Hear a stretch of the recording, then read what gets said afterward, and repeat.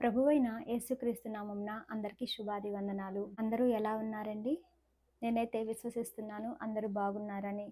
అదే రీతిగా దేవుని మహాకృప చొప్పున మేమందరం కూడా క్షేమంగా ఉన్నాము. ఈ దినము మనము దేవుని వాక్యాన్ని ధ్యానించుకుందాము కొద్ది నిమిషాలు. సమూయేలు వ్రాసిన మొదటి గ్రంథము 28వ అధ్యాయం 15వ వచనం. ఫిలిష్తీయులు నా మీదికి యుద్ధమునకు రాగా దేవుడు నన్ను ఎడబాసి ప్రవక్తల ద్వారానైనను స్వప్నముల ద్వారానైనను నాకేమియు సెలవీయకయున్నాడు. ఇక్కడ రాజైన సౌలు చెప్తున్నారు ఏమని అంటే, దేవుడు నన్ను ఎడబాసి ప్రవక్తల ద్వారా స్వప్నముల ద్వారా నాతో ఏమీ మాట్లాడడం లేదు అని చెప్పి. నిజానికి మన దేవుడు శాంతి స్వరూపము గల దేవుడు, కనికరము గల దేవుడు, జాలి గల దేవుడు. అయితే అలాంటి దేవుడు సౌలుతో మాట్లాడడం లేదంట, సౌలుని ఎడబాసారంట. కారణం ఏంటి? సౌలు ఎందుకు ఆ రకమైనటువంటి దుస్థితిలోనికి వచ్చాడు అని మనం ఈ దినం ఒక్కసారి దేవుని వాక్యంలో ధ్యానం చేసుకుందాము. ఎందుకు సౌలు ఆ స్థితికి వచ్చారు అంటే, ఇశ్రాయేలు ప్రజలు అడిగారు, మాకు ఒక రాజు కావాలి, మా ముందు అతను ఉండాలి, మా పక్షమున యుద్ధాలు చేయాలి, అలాంటి ఒక రాజుని నీవు మాకివ్వు అని దేవుణ్ణి అడిగినప్పుడు దేవుడు చాలా బాధపడ్డారు. ఏమన్నారు అంటే, నేను వీరిని ఏలాలి, నేనే వీరికి రాజుగా ఉండాలి అనుకున్నాను, కానీ వీరు నన్ను విసర్జించారు కాబట్టి వీరు అడిగినట్లుగా నేను ఒక రాజుని ఇస్తాను అని చెప్పి ఆ మొట్టమొదటి రాజుగా సౌలుని దేవుడు ఏర్పాటు చేశారు. దేవుని నిర్ణయం ఏంటి అంటే, సౌలు సదాకాలం ఇశ్రాయేలులకి రాజుగా ఉండాలి, తరతరములకు ఇశ్రాయేలుకి రాజుగా ఉండాలి అని చెప్పి. కానీ దేవుని ప్రణాళిక ఆ రీతిగా ఉన్నప్పటికీ కూడా సౌలు ఆ రీతిగా జీవించలేకపోయాడు. కారణం ఏంటో మనం తెలుసుకునే ముందు, ఆ పక్షం అంటే సౌలు బదులు ఎవరు రాజయ్యారంటే మనకందరికీ తెలుసు, దావీదు రాజయ్యాడు. అంతేకాకుండా నేటికి కూడా యేసుక్రీస్తు ప్రభువారు దావీదు కుమారునిగానే పిలువబడుతున్నారు. అయితే ఇంత గొప్ప ధన్యత కోల్పోవటానికి కారణం ఏంటి? సౌలు చేసిన తప్పిదాలేంటి అని ఒకసారి వాక్యపు వెలుగులో మనము పరిశీలన చేసుకుందాము. సమూయేలు వ్రాసిన మొదటి గ్రంథము 10వ అధ్యాయంలో మనం చూసినట్లయితే 10వ అధ్యాయం 8వ వచనం. నాకంటే ముందు నీవు గిల్గాలునకు వెళ్ళగా దహన బలులను సమాధాన బలులను అర్పించుటకై నేను నీ యొద్దకు దిగివత్తును. నేను నీ యొద్దకి వచ్చి నీవు చేయవలసిన దాన్ని నీకు తెలియజేయు వరకు 7 దినముల పాటు నీవు అచ్చట నిలవవలెను. ఇక్కడ సమూయేలు గారు చెప్తున్నారు సౌలుకి ఏంటి అంటే, నీవు గిల్గాలకు వెళ్ళు, 7 దినములు అక్కడ ఎదురు చూడు, అయితే నేను వస్తాను, నేను వచ్చి నువ్వేం చెయ్యాలి అనేది నేను నీకు తెలియజేస్తాను అని చెప్పి చెప్తున్నారు. సౌలు ఏం చేశారు అంటే, సమూయేలు గారు చెప్పినట్టు వెళ్ళారు, అక్కడ 7 రోజులు ఎదురు చూశారు. అయితే తను ఏం చేశారు అనేది కూడా మనం చూద్దాము. 13వ అధ్యాయము 8వ వచనం. సమూయేలు చెప్పినట్టు అతడు 7 దినములు ఆగి సమూయేలు గిల్గాలునకు రాకపోవటయు జనులు తన యొద్ద నుండి చెదరిపోవటయు చూచి దహన బలులను సమాధాన బలులను నా యొద్దకు తీసుకొని రమ్మని చెప్పి దహన బలులు అర్పించెను. అతడు దహన బలి అర్పించి చాలించిన వెంటనే సమూయేలు వచ్చెను. సమూయేలు వచ్చినప్పుడు సమూయేలు అడుగుతున్నారు, ఏంటి నువ్వు చేసిన పని ఏంటి అంటే, అక్కడ సౌలు చెప్తున్నారు, జనులు నా యొద్ద నుండి చెదరిపోవటయు నిర్ణయ కాలమున నీవు రాకపోవటయు నేను చూచి అని చెప్పి చెప్తున్నారు. అంతేనా అంటే ఇంకేం చెప్తున్నారంటే 12వ వచనం లాస్ట్ లైన్లో చూస్తే, నా అంతటా నేను సాహసించి దహన బలి అర్పించుతుని. ఇక్కడ సమూయేలుకి సౌలు చెప్తున్న మాటలు ఏంటి అంటే, నీవు చెప్పినట్టు నేను వచ్చాను, 7 దినాలు ఎదురు చూశాను, అయితే ఫిలిస్తీయులు యుద్ధము చేయుటకు మా మీదకి వచ్చారు, వారు అలా వస్తున్నప్పుడు నేను నీకోసం ఎదురు చూస్తాను, నువ్వు వస్తావేమో అని చెప్పి, కానీ నువ్వు రాలేదు, నిర్ణయ కాలమున నీవు రాలేదు, కాబట్టి ఈలోపు ఫిలిస్తీయులు వచ్చేసి మాతో యుద్ధం చేస్తారేమో, జనులు అందరు చెదరిపోతున్నారు కాబట్టి నేను భయపడిపోయి నేనేం చేశానంటే సాహసించి నీవు చేయవలసినటువంటి పని నేను చేసేసాను అని చెప్పి చెప్తున్నారు. ఇక్కడ మనం గనుక గమనించినట్లయితే తను 2 మాటలు చెప్తున్నారు, నిర్ణయ కాలమున నీవు రాకపోవుట, సాహసించి నేను ఈ డెసిషన్ అనేది తీసుకున్నాను. ఈ 2 మాటలు మనం చూసినట్లయితే క్రైస్తవులమైనటువంటి మనము కూడా దేవుని అనాది కాల సంకల్పం చొప్పున, ఆయన ప్రణాళిక చొప్పున యుగ యుగాలు క్రీస్తుతో మనం జీవించాలి అని మనము ఏర్పాటు చేయబడినటువంటి వారము, క్రైస్తవులుగా మార్చబడినటువంటి వారము. అయితే ఇక్కడ ఏమని వ్రాయబడిందంటే, నిర్ణయ కాలంలో నీవు రాలేదు అన్నట్లుగానే మనము కూడా దేవునికి కొన్ని నిర్ణయాలు తీసుకునే విషయంలో ఇలాగే చేస్తూ ఉంటాము. ప్రభువా, ఇదిగో నాకు ఈ సంవత్సరంలో పెళ్ళవ్వాలి. ప్రభువా, నాకు ఈ సమయంలోపు నాకు ఉద్యోగం రావాలి. నాకు పెళ్ళవ్వాలి. నాకు బిడ్డలు పుట్టాలి. నాకు జాబ్‌లో ప్రమోషన్ రావాలి. ట్రాన్స్‌ఫర్ రావాలి. ఇల్లు కట్టాలి. ఇలాగా ఎన్నో రకమైనటువంటి ఆహ్, టైమ్ పీరియడ్స్ మనం దేవునికి పెడుతూ ఉంటాము.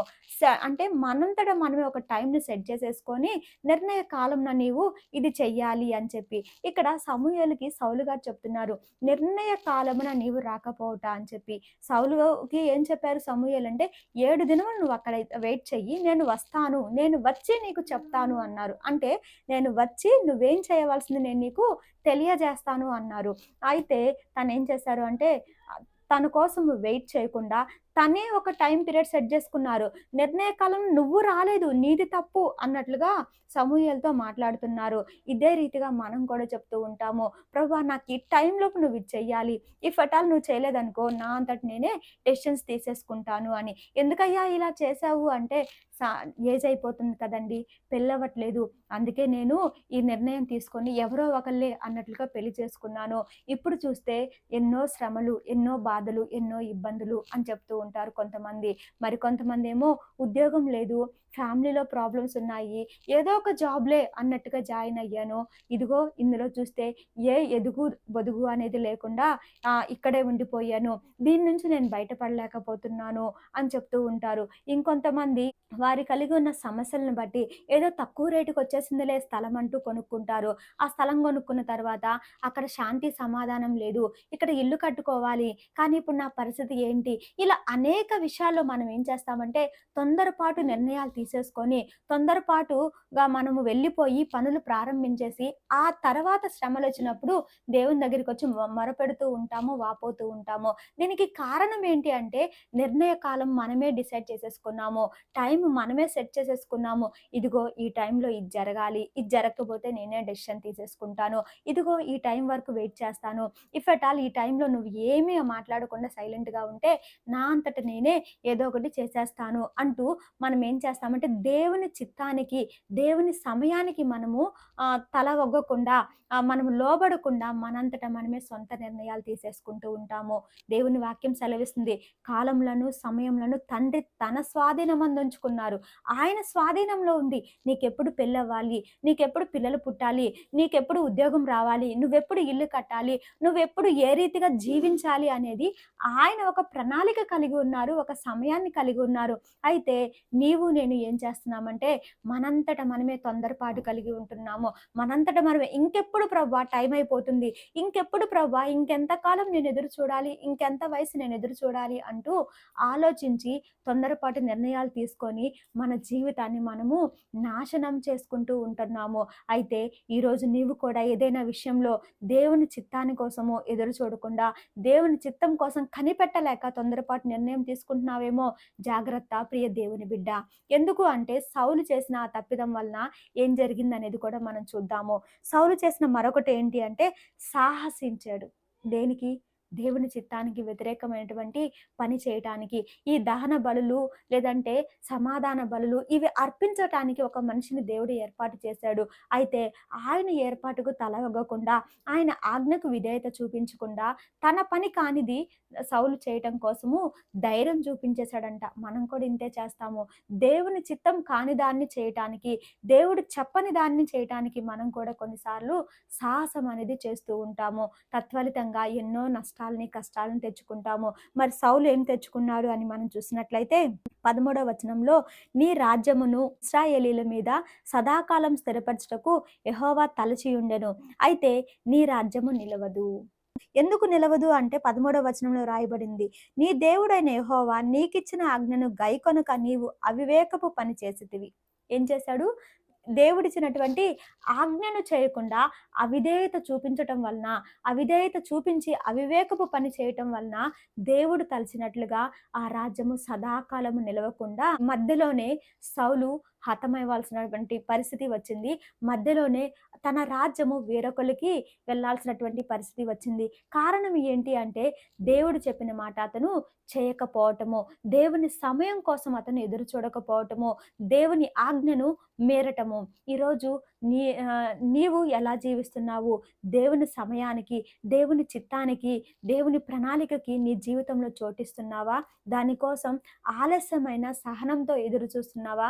లేకపోతే ఆలస్యం అయిపోతుంది, అందరూ నన్ను నిందిస్తున్నారు, అందరూ నన్ను దూషిస్తున్నారు, అందరూ నన్ను హేళన చేస్తున్నారు, ఇంకెప్పుడు ఇంకెప్పుడు అంటున్నారు, కాబట్టి నేను తొందరపాటు నిర్ణయం తీసేసుకుంటాను, తప్పదు, ఈ స్థితిలో నేను డెసిషన్ తీసుకోక తప్పదు అని చెప్పి నీవు కూడా దేవుని చిత్తానికి వ్యతిరేకమైనటువంటి తీర్మానాలు తీసుకోబోతున్నావా? జాగ్రత్త.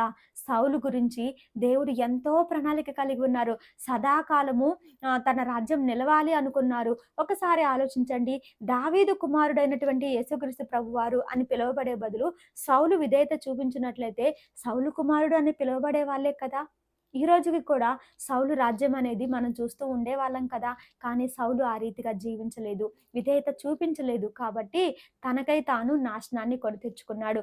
మరి సౌలు ఇంకేం చేశాడు? ఈ ఒక్క తప్పిదానికి దేవుడు అంత పెద్ద శిక్ష వేశాడా అని నీవు అనుకోవచ్చు. అయితే ఇంకొక తప్పుగా కూడా సౌలు చేశారు. అదేంటో కూడా మనం చూద్దాం. సమూయేలు వ్రాసిన మొదటి గ్రంథము 15వ అధ్యాయం 3వ వచనం. కాబట్టి నీవు పోయి కనికరింపక అమాలేకులను హతము చేయుచు పురుషులనేమి, స్త్రీలనేమి, బాలురనేమి, పసిపిల్లలనేమి, ఎద్దులనేమి, గొర్రెలనేమి, ఒంటెలనేమి, గర్ధబొమ్మలనేమి అన్నిటినీ హతము చేసి వారికి కలిగినదంతయు బొత్తిగా పాడు చేసి అమాలేకులు నిర్మూలము చేయమని చెప్పాను. ఇక్కడ దేవుడు మరొకసారి సమూయేలు ద్వారా సౌలుకి చెప్తున్నారు. ఏమని అంటే, నువ్వు వెళ్ళు, అమాలేకుల్ని కనికరించకుండా సమస్తాన్ని నిర్మూలన చేసేయి. వాళ్ళు ఏంటి అంటే వాళ్ళు నన్ను ధిక్కరించినటువంటి మనుషులు, నా ఆజ్ఞకి లోబడినటువంటి మనుషులు, కాబట్టి నువ్వేం చేస్తావంటే వారిని సమూల నాశనము చెయ్యి. మనుషులని అంటే పెద్దోళ్ళని కాదు, పిల్లలని కాదు, వృద్ధులని కాదు, యవ్వనులని కాదు, రాజని కాదు, ఎవరిని చూడొద్దు, పశువులను కూడా చూడొద్దు, నీవు సమస్తాన్ని నిర్మూలన చెయ్యి అని చెప్పారు. సౌలుకున్నటువంటి హ్యాబిట్ ఏంటంటే దేవుడు ఏది చెప్పారో అది చేయటానికి అడుగు ముందుకు వేస్తాడు, కానీ దేవుడు చెప్పిన రీతిగా చెప్పిన పని చెయ్యడు. ఇక్కడ కూడా అంతే చేశాడు. ఇక్కడ ఏం చేశాడు అంటే వెళ్ళాడు అమాలేకుల్ని హతము చేయడానికి.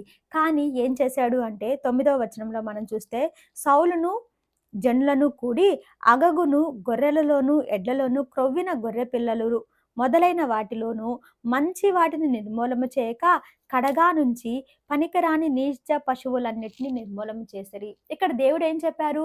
సమస్తాన్ని కూడా నీవు నిర్మూలన చెయ్యి, సమూలముగా నాశనము చెయ్యి అని చెప్పారు. కానీ సౌలు అదే రీతిగా అతనితో ఉన్న జనులు ఏం చేశారంటే రాజును బ్రతకనిచ్చారు, అందులోనూ పశువులలో మంచి వాటిని బ్రతకనిచ్చారంట. దేవుడు ఏం చెప్పారు? మంచి చెడు చూడొద్దని చెప్పారు, సమస్తాన్ని నిర్మూలన చేయమన్నారు. కానీ సౌలు మాత్రం మంచి వాటిని చూశాడంట, శపితమైన వాటిలో మంచి వాటిని చూశాడంట. అందుకని దేవుడు సమూయేలుకు చెప్పారు, ఈ సమయంలో కూడా సౌలు నా ఆజ్ఞను అతిక్రమించాడు, నేనేం చెప్పానో అది చేయకుండా ఇలా చేశాడు అని చెప్తే సమూయేలు రాత్రంతా బాధపడి ప్రార్థన చేస్తున్నాడు. ప్రార్థన చేసి మరుసటి రోజు సౌలు దగ్గరికి వెళ్ళారు. దాంతో సౌలు సంతోషంగా ముందుకు వస్తున్నారు. చూసావా, నువ్వు దేవుడు చెప్పినటువంటి పని నేను చేసేసాను అంటే అదొక రకమైన విజయ గర్వంతో చెప్తున్నాడు. అయితే సమూయేలు అడుగుతున్నారు, ఏమడుగుతున్నారు అంటే, అలాగైతే నాకు వినబడుచున్న గొర్రెల అరుపులను, ఎడ్ల రంకెలను ఎక్కడివి అని అడిగాను. సౌలు ఏమనుకుంటున్నాడు అంటే, నేను చెప్పిన పని చేసేసాను, అబ్బా దేవుడు నన్ను ఇప్పుడు మెచ్చుకుంటాడు, సమూయేలు కూడా మెచ్చుకుంటాడు అనుకుంటున్నారు. కానీ సమూయేలు డైరెక్ట్గా అడుగుతున్నారు, అయితే ఈ గొర్రెల అరుపులు, ఎడ్ల రంకెలు ఎక్కడి నుంచి వస్తున్నాయి అని అడిగితే అందుకు సౌలు చెప్తున్నాడు ఏమనంటే, అందుకు సౌలు అమాలేకుల యొద్ద నుండి జనులు వీటిని తీసుకొని వచ్చిరి, నీ దేవుడైన యెహోవాకు బలులు అర్పించుటకు జనులు గొర్రెలలోను ఎడ్లలోను మంచి వాటిని ఉండనిచ్చిరి, మిగిలిన వాటిని అన్నిటినీ మేము నిర్మూలము చేసితేమనగా.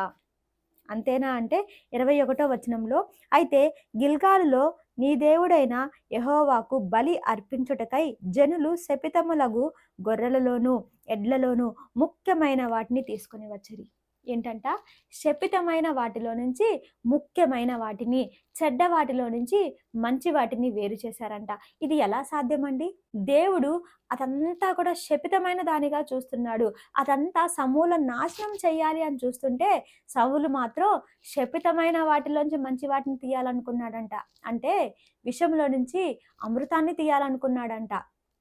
పాలన్నిట్లోంచి నీళ్ళను వేరు చేయాలనుకున్నాడంట. నిజానికి అది సాధ్యమా అంటే సాధ్యపడనటువంటి పని. మనం కూడా ఇలాగే చేస్తూ ఉంటాము.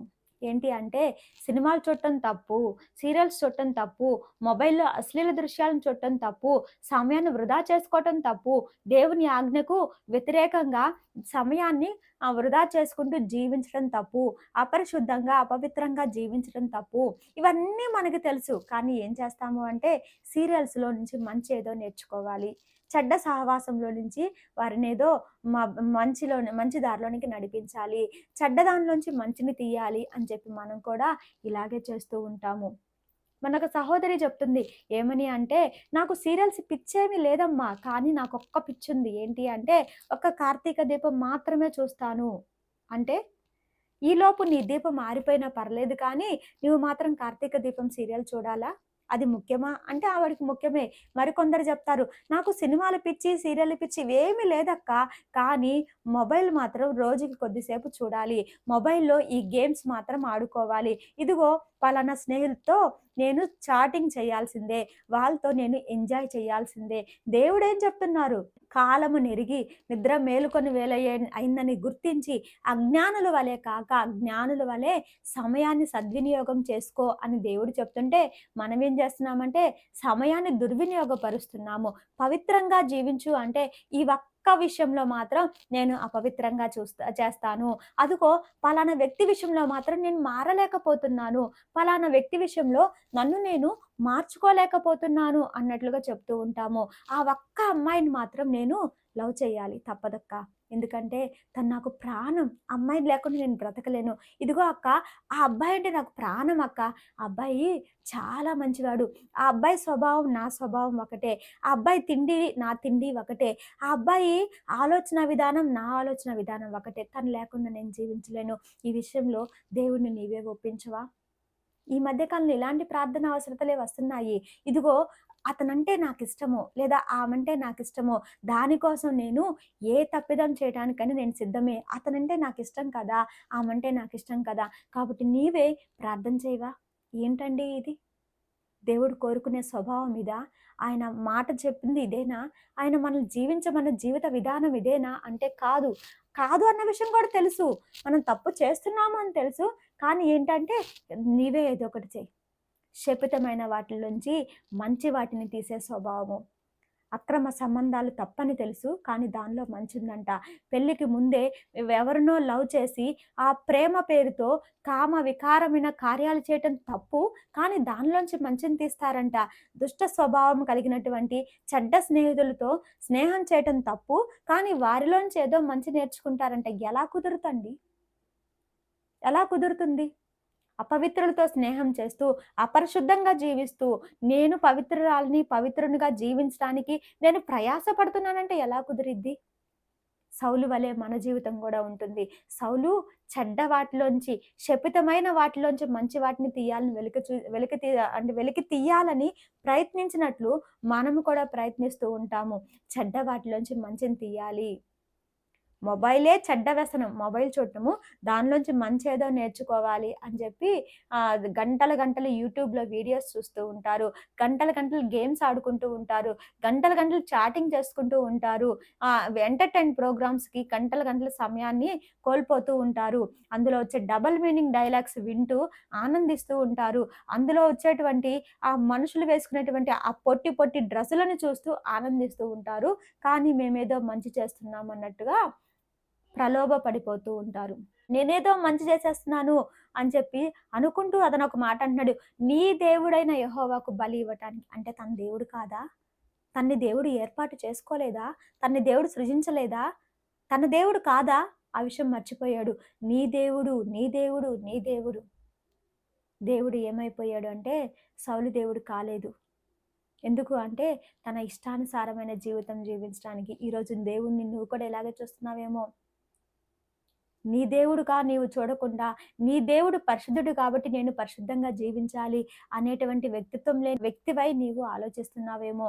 అయితే సమూయేలు చెప్పినా కానీ సౌలు తల వగ్గకుండా అలా జీవించాడు. తత్ఫలితంగా ఏమైంది అని మనం చూసినట్లయితే 23వ వచనంలో, యెహోవా ఆజ్ఞను నీవు విసర్జించితివి గనుక నీవు రాజుగా ఉండకుండా ఆయన నిన్ను విసర్జించెను. ఏం చేశాడంట? దేవుడు అతన్ని విసర్జించేసేసాడు. దేవుడే విడిచిపెట్టేస్తే ఎలా ఉంటుందో ఒకసారి ఆలోచించండి. దేవుడే అతన్ని విడిచిపెట్టేసేసాడు. దేవుడే అతన్ని కాదనుకున్నాడు. దేవుడే తనకిచ్చినటువంటి ఆ గొప్ప తలాంతులను తీసేసుకున్నాడు.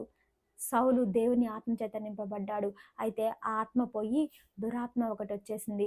సౌలుకి దేవుడు ఇశ్రాయేలీయుల మీద రాజుగా ఉండేటువంటి గొప్ప ధన్యతనిచ్చాడు. అయితే దాన్ని తీసేసుకున్నాడు. వీటన్నిటిలో మనం చూసినట్లయితే సౌలులో ఒక పెద్ద మిస్టేక్ ఉంది. అది ఏంటి అంటే తప్పులు చేస్తున్నాడు. దేవుడు తన కృప చొప్పున హెచ్చరిస్తున్నారు. కానీ సౌలు ఏ రోజు కూడా పశ్చాత్తాపడినట్టుగా బైబిల్‌లో వ్రాయబడలేదండి. దేవుడు పశ్చాత్తాపడ్డాడు. ఇంకా చూడండి 15వ అధ్యాయంలోని 35వ వచనంలో లాస్ట్ లైన్స్ చూస్తే, సౌలును ఇశ్రాయేలు మీద రాజుగా నిర్ణయించినందుకు యెహోవా పశ్చాత్తాపడ్డాడు. దేవుడు బాధపడ్డాడు. ఏంటి, నేను తనని నా యుగ యుగాలు జీవించాలని, సదాకాలం ఇశ్రాయేలు మీద రాజుగా ఉంచాలని నేను ఏర్పాటు చేసుకున్నాను. కానీ సౌలేంటి, ఇలాంటి బ్రతుకు కలిగి ఉన్నాడు, ఇలాంటి స్వభావం కలిగి ఉన్నాడు, ఇలాంటి వ్యక్తిత్వాన్ని కలిగి ఉన్నాడు. ఎందుకు తను నా ఆజ్ఞలను మీరుతున్నాడు, ఎందుకు నేను చెప్పిన మాటలను ధిక్కరిస్తున్నాడు అని చెప్పి దేవుడు పశ్చాత్తాపడ్డాడండి. ఈరోజు నిన్ను బట్టి కూడా ఇలాగే దేవుడు పశ్చాత్తాపడుతున్నాడేమో. అనాది కాల సంకల్పం చొప్పున నా స్వరక్తం అంతయు ఇచ్చి, నా రక్తం అంతా కార్చి విలువైన వ్యక్తిగా నేను తను చేసుకున్నాను. కానీ ఎందుకు తను ఇలా జీవిస్తుంది, ఎందుకు తను ఇలా జీవిస్తున్నాడు, ఎందుకు నేను అతని ఏర్పాటు చేసుకున్నాను అని దేవుడు కూడా నిన్ను బట్టి ఏడుస్తున్నారేమో, నిన్ను బట్టి బాధపడుతున్నారేమో, నిన్ను బట్టి దుఃఖిస్తున్నారేమో. వాక్యం చేత హెచ్చరిస్తున్నాను. పలుమార్లు తన యొద్దకు నేను వెళ్తున్నాను. స్వప్నముల ద్వారా మాట్లాడుతున్నాను, దర్శనముల ద్వారా మాట్లాడుతున్నాను, తన స్నేహితుల ద్వారా మాట్లాడుతున్నాను, సేవకుల ద్వారా మాట్లాడుతున్నాను, పరిస్థితుల ద్వారా మాట్లాడుతున్నాను. ఇలా ఎన్నో రకాలుగా నేను తనతో మాట్లాడుతున్నాను. కానీ తను నా మాటకు లోబట్టం లేదు. నా ఆజ్ఞలకు చెవియొగ్గటం లేదు. తన బ్రతుకుని మార్చుకోవడం లేదు. చేసిన తప్పిదాలకి ప్రతిగా పశ్చాత్తాపం అనేది లేకుండా జీవిస్తుంది. ఎందుకు ఇలాంటి వ్యక్తిత్వం గలదై, ఇలాంటి వ్యక్తిత్వం గల వాడై తను జీవిస్తున్నాడు అని నీ దేవుడు నిన్ను బట్టి దుఃఖపడుతున్నారేమో. నిన్ను ఎందుకు ఏర్పాటు చేసుకున్నానని పశ్చాత్తాపడుతున్నారేమో. జాగ్రత్త. దేవుడు పశ్చాత్తాపడ్డాడు. దేవుడే బాధపడ్డాడు. కానీ సౌలు మాత్రం బాధపడలేదు. సౌలు మాత్రం తనని తాను తగ్గించుకొని క్షమాపణ వేడుకోలేదు. తత్ఫలితంగా దేవుడు అతన్ని విసర్జించటమే కాకుండా ఎడబాసాడంట. ఎడబాసి ఎవ్వరి ద్వారా కూడా మాట్లాడటం మానేశారు. అలా మాట్లాడటం మానేయటం వలన ఏమైపోయిందంటే ఒకానొక రోజు సౌలు తన కత్తితో తాను పొడుచుకొని చనిపోయేటువంటి పరిస్థితి వచ్చింది. చనిపోయారు. సౌలేనా అంటే తన ముగ్గురు కొడుకులు కూడా ఒకే రోజు చనిపోయారు. ఏమైపోయింది సౌలు జీవితం? రాజుగా మొదలయ్యింది. తనని తాను హత్య చేసుకొని చనిపోయేటువంటి దుస్థితిలోనికి తను పడిపోయాడు. ఈరోజు నిన్ను కూడా దేవుడు ఏర్పాటు చేసుకున్నాడు. ఆయనకు ఆ ప్రణాళిక ఏంటంటే నీవు తనతో యుగ యుగాలు జీవించాలని, పరిశుద్ధంగా జీవించాలని, పవిత్రంగా జీవించాలి, నిత్య సంతోషము నీకు ఇవ్వాలి అని ఆయన ప్రణాళిక, నిత్యత్వాన్ని నీకు ఇవ్వాలి అని ఆయన ప్రణాళిక, మహిమ కిరీటాన్ని నీకు ధరింపజేయాలి అని ఆయన ఆశపడుతున్నారు. అయితే దానికి తగిన రీతిగా నీవు జీవిస్తున్నావా? దానికి తగిన విధంగా నీవు బ్రతుకుతున్నావా? తగిన విధంగా దేవునితో నీవు ఉంటున్నావా? ఒక్కసారి నిన్ను నువ్వు పరీక్షించుకో. సౌలు దేవుని ప్రణాళికకు వ్యతిరేకంగా జీవించడం వలన దేవుని చేత విసర్జించబడ్డాడు. అయితే నీవు దేవుని కృప చొప్పున విసర్జింపబడక మునిపే ఈ మాటలు వింటున్నావేమో. దేవుడే విసర్జిస్తే, దేవుడే ఎడబాస్తే ఇక నీకు దిక్కెవ్వరు? నీకు నిన్ను రక్షించే వారెవరు? నిన్ను ఆదరించే వారెవరు? నిన్ను పోషించే వారెవరు? నిన్ను నడిపించే వారెవరు? నిన్ను సంరక్షించే వారెవరు? నీకు నిత్యత్వాన్ని ఇచ్చే వాళ్ళెవరు? నిన్ను పరిశుద్ధపరిచే వాళ్ళెవరు? దేవుడే నిన్ను విసర్జిస్తే, దేవుడే నిన్ను విడిచిపెడితే నీ పరిస్థితి ఏంటి? ఒక్కసారి నిన్ను నీవు పరీక్షించుకో.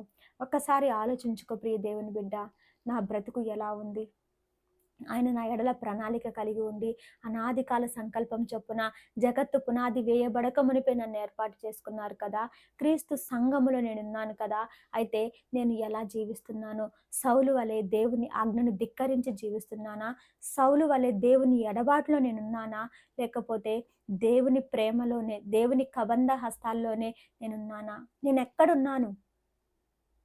దేవుని ప్రేమలో ఉన్నానా? దేవుని ఎడబాటులో ఉన్నానా? దేవుని ఆజ్ఞలను అతిక్రమించే స్థితిలో నేనున్నానా? దేవుని వాక్యానుసారంగా నేను బ్రతుకుతున్నానా? దేవుని సంఘంలో నేనున్నానా? లేకపోతే దేవుని సంఘంలో నుంచి వెలివేయబడిన దుస్థితిలో నేనున్నానా? ఎలా ఉన్నాను? ఎక్కడ ఉంది నా జీవితం? ఎక్కడ ఉంది నా ప్రయాణం? అని ఒక్కసారి నిన్ను నీవు పరీక్షించుకో. ఒకవేళ సౌలు లాంటి బ్రతుకు నీవు జీవిస్తున్నట్లయితే ఇప్పుడే దేవుని దగ్గరికి రా. సౌలు వలె నీ హృదయాన్ని కఠినపరచుకోవద్దు. సౌలు వలె నిన్ను నీవు హెచ్చించుకోవద్దు. సౌలు వలె నీ తప్పులు నీవు సమర్థించుకోవద్దు.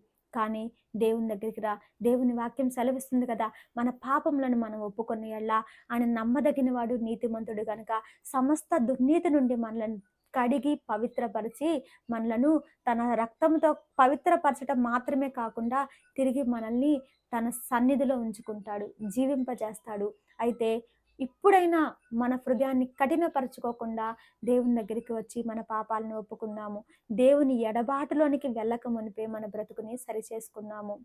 ఇట్టి కృప దేవుడు మనందరికీ కూడా అనుగ్రహించును గాక. ఆమేన్.